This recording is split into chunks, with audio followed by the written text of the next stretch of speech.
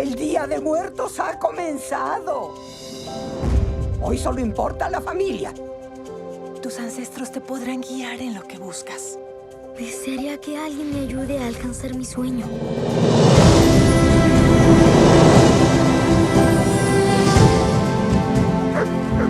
¿Dónde esperas?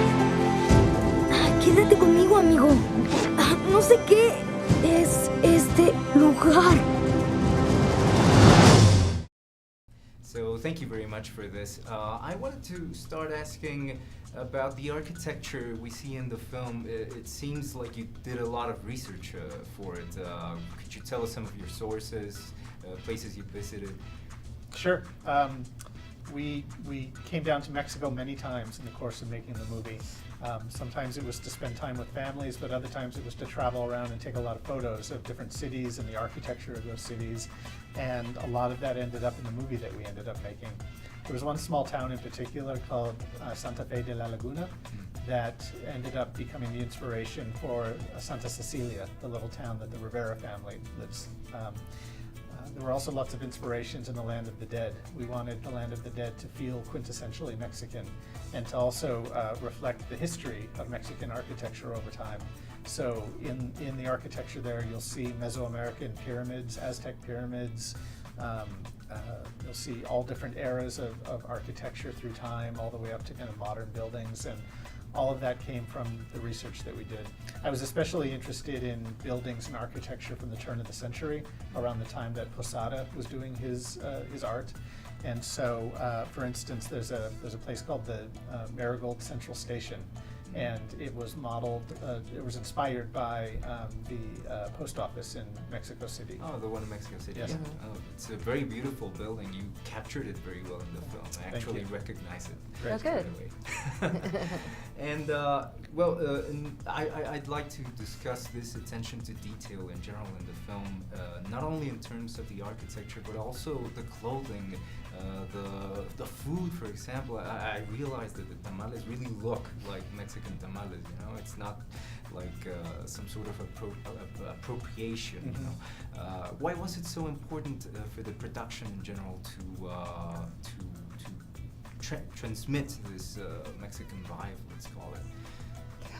Well, when we first started working on this film, one of the most important things was that we get it right, that we reflect, and it was that we were respectful and that we reflected all the important cultural significance of every little tiny detail, from architecture to the food to the clothing.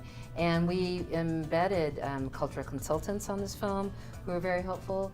And in addition, we had lots of Mexican Americans that worked on the film. So we worked very, very hard to get every tiny little detail and regional aspects and every single thing right. Because at the end of the day also, in addition to wanting to be extraordinarily respectful and true to everything here in Mexico, we also want everybody to lose themselves in the story and not be distracted by us getting anything wrong. Right. If we messed anything up, we apologize, and it was not for lack of trying. We were trying our best to get it all right. Very hard. No, one can really tell right away. As a Mexican viewer, I paid attention to all these things, and they were truly extraordinary, I gotta tell you guys. And and there's something that caught my eye very much, the representation of Mexican women, because these women are strong, Mm-hmm. you know, they're even tough. How did you get to the realization that this was a sort of national character, Mm-hmm. you know, because there are many women like that in small towns in Mexico. Mm-hmm. You do get to know them. Well, we hung out with a lot of families, and we noticed all of the families who had very strong matriarchal presence and inspiration, and again, our cultural consultants talked a lot about all of this. And our friends that we work with as well. And the friends that we work with, yeah. They would tell stories of their grandmothers and their great-grandmothers and everything that happened as they were being raised, and especially La Chancla. Yeah, La Chancla is very memorable.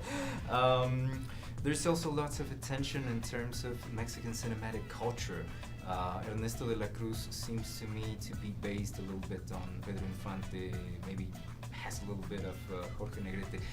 Did you research much Mexican cinema? Yeah, we did a lot because we were trying to invent this character of Ernesto de la Cruz, who was meant to be the most famous musician of all time, entertainer of all time, to come out of Mexico. And so we needed to study, many of the other entertainers that have come out of Mexico over time.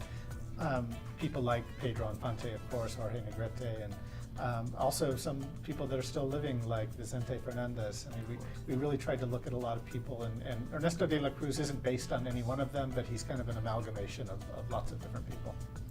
And did you find any peculiar films or filmmakers that you liked while doing your research? Filmmakers? Yeah. Like older filmmakers? Yeah. Well, we did watch a film that Sergei Eisenstein, who's a Russian filmmaker, he came to Mexico and he was making a film about Dia de Muertos that he never finished, famously.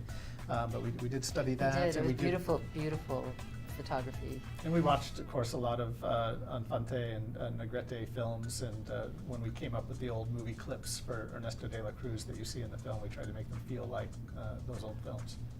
And well, for a final question, Coco seems to me to be a homage to Mexico and its culture in general. But do you think, or were you thinking about it as also a sort of political statement in the times we're living about the universal values of people transcending cultures, which I think it's something that you see in Disney Pixar films very much? I think the film does do that, thankfully, but it was never our intention to make a political statement. This time that the movie is coming out in is a very different time than 6 years ago when we started making it.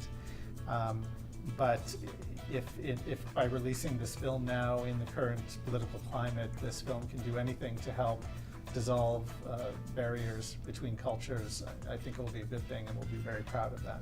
I think people watching this will realize we have more in common than we don't, and that everybody values family and following their dreams. Thank you very much. Thank you. Thank you. Thank you.